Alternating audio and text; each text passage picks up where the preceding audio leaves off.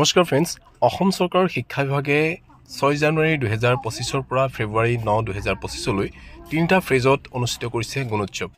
এই গুণোৎসৱত 43,23,499 জন ছাত্ৰ ছাত্ৰী আৰু 45,629খন বিদ্যালয় সামৰি লোৱা হ'ব। এই গুণোৎসৱৰ দ্বিতীয় পৰ্যায়ৰ আজিৰ দিনটোতে মই আহিলোঁ নপুমোৱা গাঁও জগদুৱাৰ নপুমোৱা প্ৰাথমিক বিদ্যালয়লৈ। আৰু এই বিদ্যালয়ৰ প্ৰাতঃসভাৰ পৰা আৰম্ভ কৰি সকলো পৰিৱেশ ছাত্ৰ ছাত্ৰীসকলৰ সুপ্ত প্ৰতিভাৰ লগতে বিদ্যালয়ৰ আনুষংগিক যিখিনি ইনফ্ৰাষ্ট্ৰাকচাৰ আছে গোটেইখিনি মই দেখাবলৈ যত্ন কৰিম। গতিকে আপোনালোকে ভিডিঅ'টো স্কিপ নকৰাকৈ প্ৰথম পৰা শেষলৈকে চাই থাকিব বুলি আশা ৰাখিলোঁ।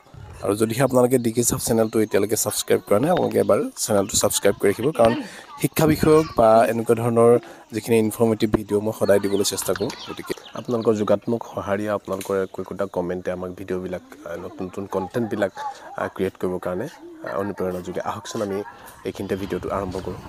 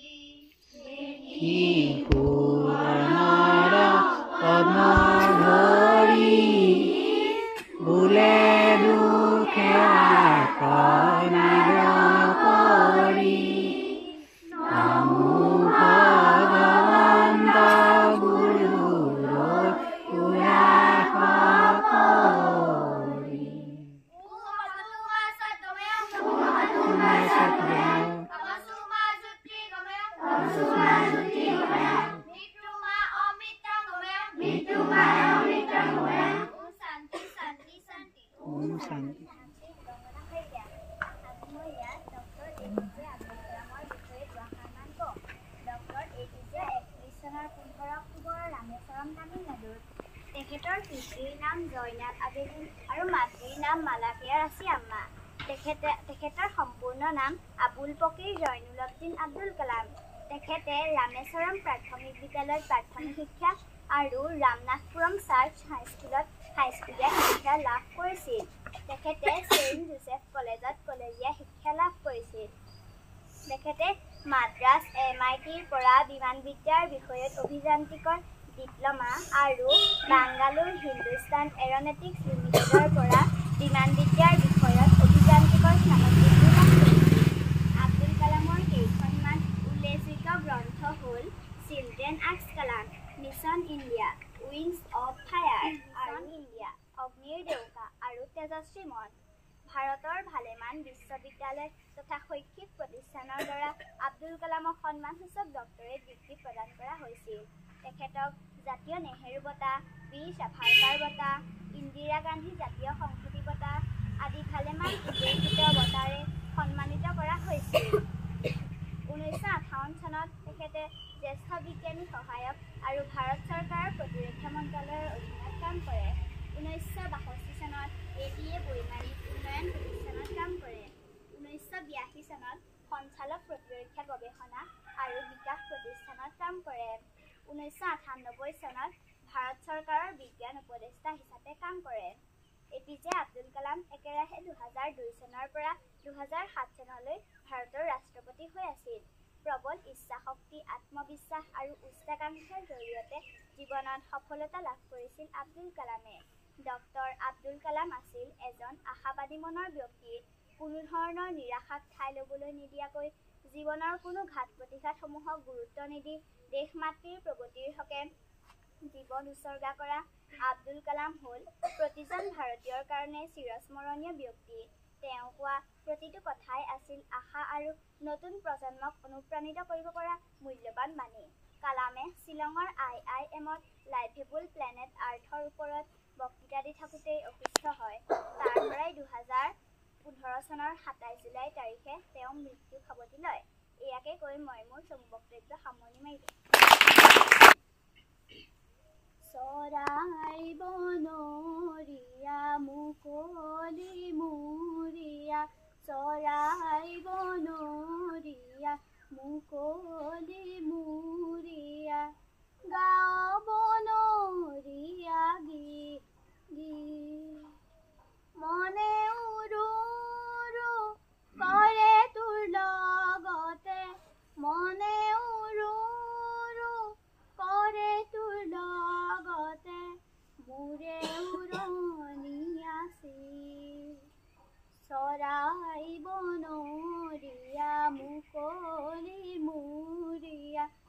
চৰাই বনৰীয়া মুকলি মুৰীয়া গাঁও বনৰীয়া গীত উকা জিৰণীয়া পাই লগৰীয়া উকা জিৰণীয়া পাই লগৰীয়া সন্ধিয়াৰ দেশলৈ যায় অকলো খৰীয়া পৰিমুখীয়া অকলো খৰীয়া কৰিমুখীয়া গলা মিলনৰে নিশাতি পায় গলা মিলনৰে নিশাতি পায় চৰাই বনৰীয়া মুকলি দিনটোৰ সমূহীয়া প্ৰাৰ্থনাৰ পাছতেই বহিঃমূল্যায়নৰ বাবে আহি উপস্থিত হোৱা জনস্বাস্থ্য কাৰিকৰী বিভাগ যোৰহাটৰ অভিযন্তা শ্ৰদ্ধা দীপ্তি গগৈ ফুকন বাইদেউক সম্বৰ্ধনা জনাই বিদ্যালয়ৰ প্ৰধান শিক্ষক সুনীল কুমাৰ ৰাজুৱাৰ ডাঙৰীয়াই আৰু অভিভাৱকসকলে বহিঃমূল্যায়ক মহোদয়াক এখনি ফুলাম গামোচা আৰু এটি স্মাৰকেৰে আদৰণি জনায়।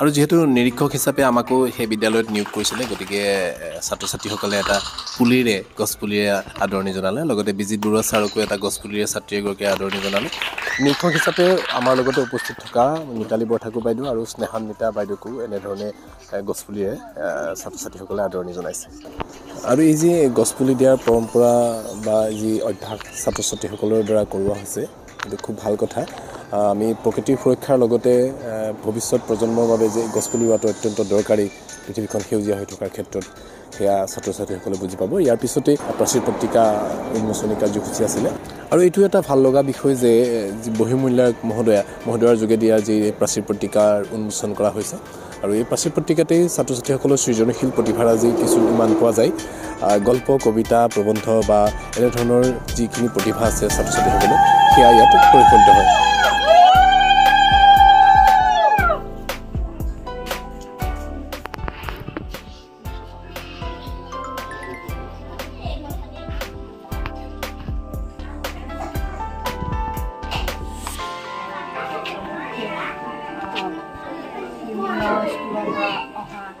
শিক্ষাগুৰুসকল লগতে শ্ৰদ্ধেয় অভিভাৱকসকল মাতৃদেৱ আৰু অংগনবাড়ী কৰ্মী আৰু মন্দিৰ ছাত্ৰ ছাত্ৰীসকল আজিৰ দিন আজি এখন স্কুলত মই শুভ মুহূৰ্তত উপস্থিত হৈ তেখেতলোকৰ এই বৰ্ষৰ যিখন প্ৰাচীৰ পত্ৰিকা কানন এখন শুভ উদ্বোধন কৰিলোঁ লগতে যি বহিঃমূল্যায়ন কৰিব লাগে সেইখিনি গোটেই দিনটোৰ দায়িত্বত থাকি মই আপোনালোকৰ সহায় সহযোগ কৰি যাম বুলি আশা কৰিছোঁ মই গুচি আহিলোঁ আজিৰ পৰা সদায় থাকিম হ'ব নাই হা হ'ব নাচিম দেই আজি আমি দেই আৰু এয়া হৈছে বিদ্যালয়খনৰ শ্ৰেণীকোঠাৰ ভিতৰৰ পৰিৱেশ আৰু ছাত্ৰ ছাত্ৰীসকলে গুণোৎসৱ বুলি খুব আগ্ৰহেৰে ৰৈ আছে যিহেতু ইয়াতে মূল্যায়ন বহীসমূহ ইয়াত দিয়া হোৱা নাই প্ৰশ্ন কাকত দিয়া হোৱা নাই OMR চিট দিয়া হোৱা নাই তেওঁলোকে খুব শান্তভাৱে খুব সপ্ৰতিভ লাগে ছাত্ৰ ছাত্ৰীসকলক দেখিলে খুবেই ভাল লাগে খুব এটা সুন্দৰ পৰিৱেশ আপোনালোকে হয়তো যিসকলে চাই আছে অনুমান কৰিব পাৰিছে এনে পৰিৱেশত থাকিলে মনবিলাক ভাল লাগি থাকে বিশেষকৈ শিশুসকলৰ মনবিলাক সদায় পবিত্ৰ হয় আৰু সেই শিশু মনৰ সন্মুখত যদি আমি থাকোঁ তেতিয়া আমাৰ মনবিলাকো খুব ভাল লগা হৈ থাকে আৰু দেৱালত এনেধৰণে শিক্ষা সম্পৰ্কীয় যিখিনি কথা লিখা আছে সেইখিনিয়ে ছাত্ৰ ছাত্ৰীসকলৰ উত্তৰণ যথেষ্ট সহায়ক হয় সুন্দৰভাৱে এয়া গছৰ পাতেৰে বিভিন্ন জন্তুৰ আকৃতি কৰি এনেধৰণে ফটোবিলাক ইয়াত ৱালত সংলগ্ন কৰা হৈছে আৰু এয়া নিশ্চয় বিদ্যালয়ৰ শিক্ষক শিক্ষয়িত্ৰী তথা অভিভাৱকসকলৰ এটা প্ৰচেষ্টাৰ ফল আৰু এই প্ৰচেষ্টাৰ বাবে এই বিদ্যালয়খনৰ পৰিৱেশটো খুব সুন্দৰ হৈছে ইয়াৰ পিছতে আমি সম্পূৰ্ণ মূল্যায়নৰ কাৰ্যসূচীত জড়িত থাকোঁ। তাৰপিছতে বিদ্যালয়তে যি মধ্যাহ্ন ভোজন ছাত্ৰ ছাত্ৰীসকলক যোগান ধৰা হয় তাৰ লগতে আমিও মধ্যাহ্ন ভোজনৰ স্বাদ লওঁ আৰু তাৰপিছতে কেইটামান সাংস্কৃতিক অনুষ্ঠান ৰূপায়িত কৰে। সকলোখিনি আপোনালোকে শেষলৈকে চাব বুলি আশা ৰাখিলোঁ, কাৰণ বিদ্যালয়খনৰ পৰিৱেশটো খুবেই ভাল লাগিব আপোনাৰ চাই থাকিলে। আৰু এনেধৰণৰ বিদ্যালয় থাকিলে আমাৰ ব্যক্তিগত খণ্ডৰ বিদ্যালয়লৈ ছাত্ৰ ছাত্ৰীসকল যোৱাৰ কোনো প্ৰাসংগিকতা নাথাকে। আৰু মই ভাবিছোঁ এনেধৰণৰ বিদ্যালয় অসমৰ বিভিন্ন চুকে কোণে গঢ়ি উঠক, আমাৰ ছাত্ৰ ছাত্ৰীসকলৰ উত্তৰণৰ সহায় হওক। গতিকে পিছৰ অংশ ভিডিঅ'টো আপোনালোকে শেষলৈকে চাব বুলি আশা ৰাখি কথাখিনি ইমানতে সামৰিছোঁ। আপোনালোকে ভালদৰে লক্ষ্য কৰিব, এই বিদ্যালয়খনৰ পৰিৱেশ যথেষ্ট ভাল। এটা খুব ভাল লগা কথা আছিলে, ছাত্ৰ ছাত্ৰীসকলে মধ্যাহ্ন ভোজন গ্ৰহণ কৰাৰ আগমুহূৰ্ততে এটি প্ৰাৰ্থনা গোৱা শুনিবলৈ পালোঁ। সঁচাই এইটো এটা মানে এক্সেপশ্যনেল কথা হয়। আগতে এনেধৰণে প্ৰাৰ্থনা গোৱা কিন্তু শুনা নাই আমি। আপোনালোকেও শুনকচোন।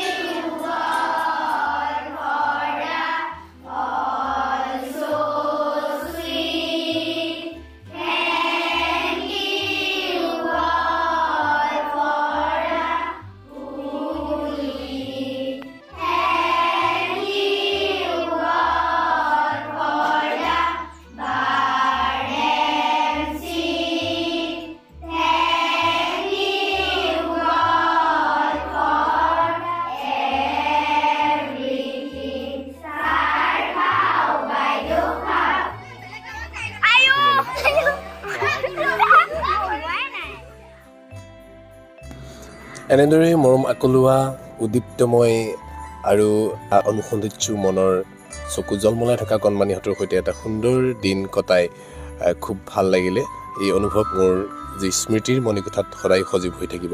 পুনৰ সকলোকে বহুত বহুত ধন্যবাদ জনাইছোঁ ইমানখিনিলৈকে এই ভিডিঅ'টো চাই থকাৰ বাবে। আৰু বিদ্যালয় পৰিয়ালবৰ্গৰ লগতে ছাত্ৰ ছাত্ৰীসকলৰ উত্তৰণ হওক তাকে কামনা কৰিছোঁ। ধন্যবাদ। জয় অসম।